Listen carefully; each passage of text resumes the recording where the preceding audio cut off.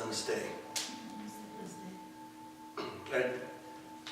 Ritual is interesting to me because I grew up in an environment that I would have said had no ritual. I wouldn't have been right, but I would have said it had no ritual. And I ended up falling in love with ritual after hearing a joke and having an experience. And so I need to tell you the joke and the experience.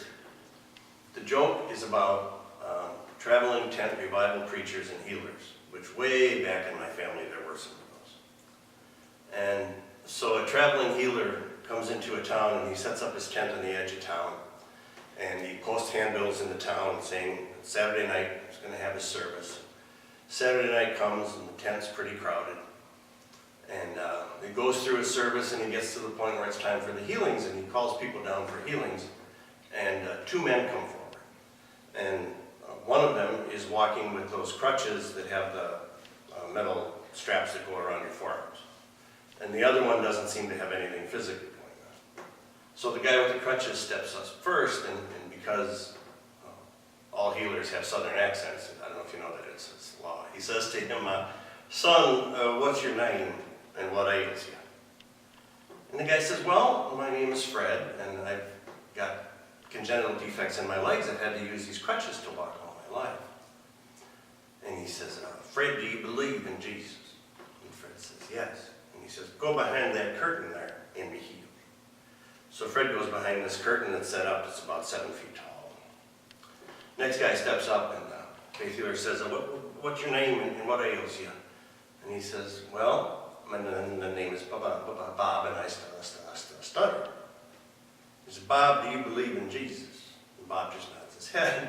And he said, well, go behind the curtain and be healed. So Bob goes behind the curtain. And the faith healer starts praying, and he gets the crowd all worked up, and he says, Fred, throw out your crutches. And from over the top of this curtain come these crutches. And then he says, Bob, speak to us. Bob says, Fred fell down.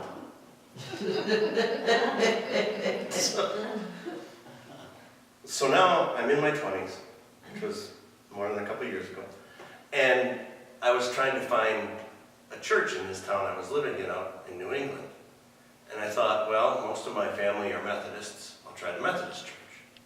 And it was a really old building, probably from the late 1800s. And it wasn't set up like most churches I've been in. You kind of went in, and you either went up a half flight of stairs to get into the worship space, or down a half flight to get into where the classrooms and stuff were. There was no, you didn't come in on the floor where anything was happening. So I went in and I went upstairs, and most of the church I grew up in was pretty big it was a Congregationalist church, but it was still pretty big. And this place had come to be really small. And the first thing I noticed was that the board where they usually had the hymn numbers on was like an attendance board now. And it had, like 8. It was a group this size, but it was in a full-size church, so you kind of rattled around inside there. And then I looked at the bulletin, and I saw that the pastor had like 4 churches, and he hit a different one each week. And the weeks that the pastor wasn't there, it was a lay leader and a guest preacher, and this was one of those weeks with the guest preacher. And so the hymn starts, the opening hymn starts, and I can hear a phone ringing really loud in the basement. This was back in, so it'd been like probably 1983 or 84, maybe 84. So it was a really loud one, those old bell phones, where they had like the school bell connected to it so you could hear it. And the usher, who was like 500 years old, because that's the law, ushers have to be the oldest men you can find in the congregation, he obviously headed off to answer the phone while the hymn started, and about a half dozen people started walking up the aisle, and next to the last one was a young woman with those crutches. And I just heard this joke the week before. So everybody gets up front, the phone's still ringing. Finally it stops. The person who was leading the worship starts doing a call to worship, and now the ushers made it back upstairs, and he shouts, the Wilsons' house just burned down. Well, everybody screams, except me, because I didn't know who the Wilsons were. The lady in front of me pulls a nitroglycerin thing out of her purse and is taking the nitro, and I'm like, uh-oh. The guy leading the service doesn't say a word, doesn't stop, just keeps going. Doesn't even say, is everybody okay? Did everybody get out? And I'm thinking, this is a little strange.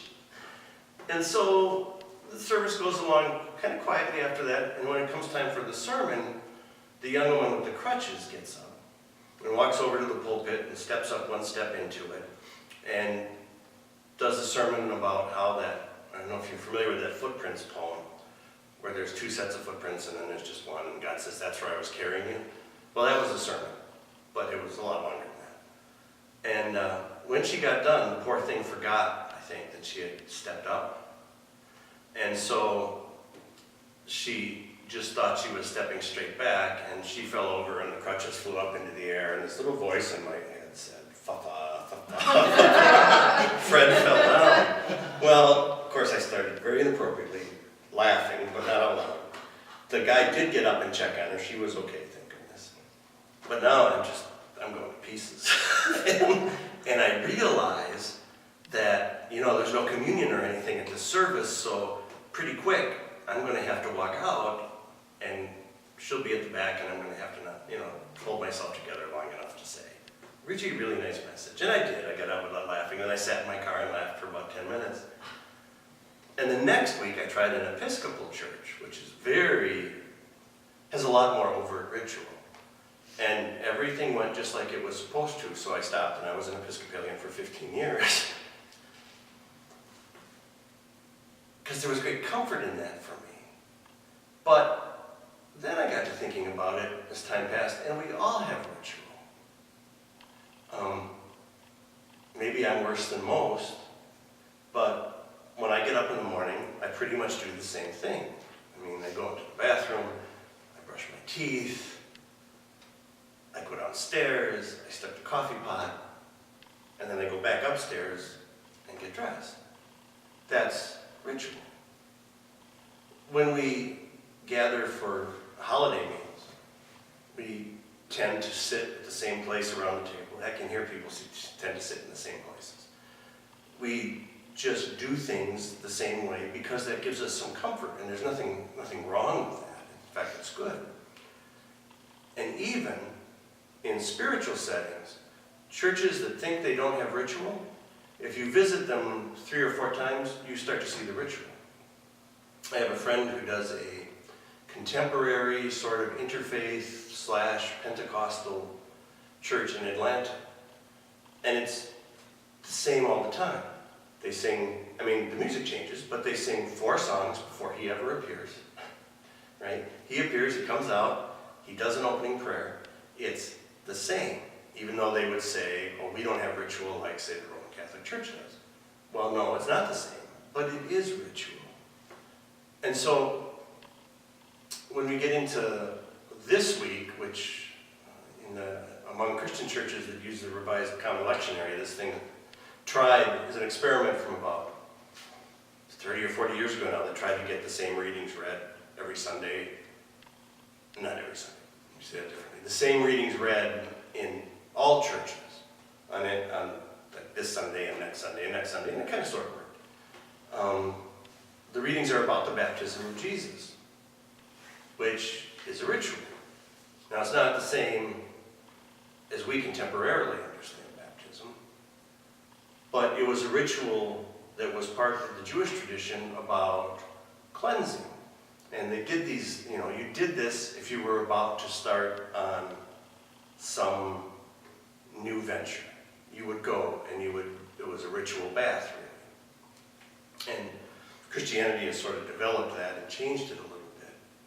But it was just what you did culturally. And we still have that.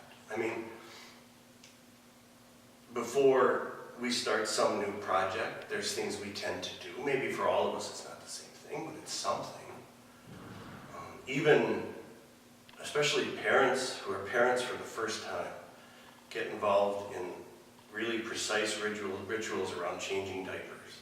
That by the 3rd child, it's kind of like, oh, there's that one, let me throw it over there.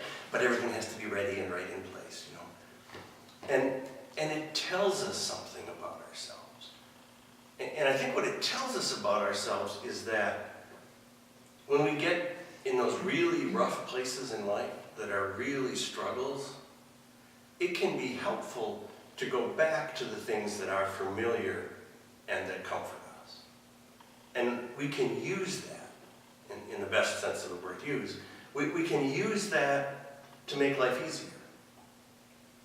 If you'll notice, if you know people who were, especially if they're a little older, people say in my parents' generation, who, as they start to age and they get sick, they tend to find comfort more and more from things that went on when they were much younger.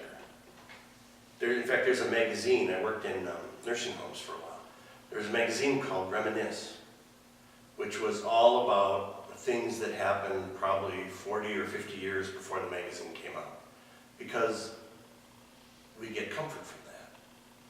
And it's also really interesting that if we get to a point in our lives where we're unfortunate enough to get Alzheimer's or other dementia processes, we lose our memory in reverse. We don't remember what happened yesterday, but what happened 50 years ago is clear as a bell. And to me that says there's great value in those things we do over and over. If you're a Facebook person, you might have seen a video that was on Facebook a couple months ago of a Jewish chaplain, I think she was a chaplain, in a nursing home with a woman who hadn't spoken for a long time. And she started singing some of those church songs that the woman would have known when she was younger. And the woman not only smiled, but actually started singing along and keeping a beat. And it says that, to me anyway, that ritual is the building block that we build our life on. And it can be really interesting, to strange people like me anyway, to notice what that is. And maybe even pass along to other people what have been the comforting rituals in our lives.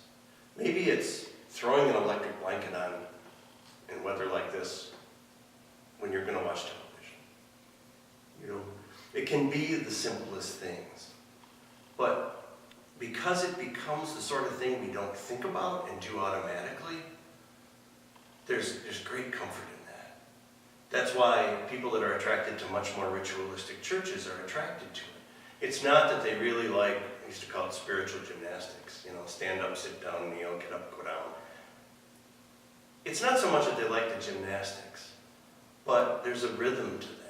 And that rhythm starts to get into the rhythm of our lives and becomes really an opportunity to, in a strange way, liberate us from the things that would hold us back and free us to step out in new ways. And that's essentially what this baptism story is about.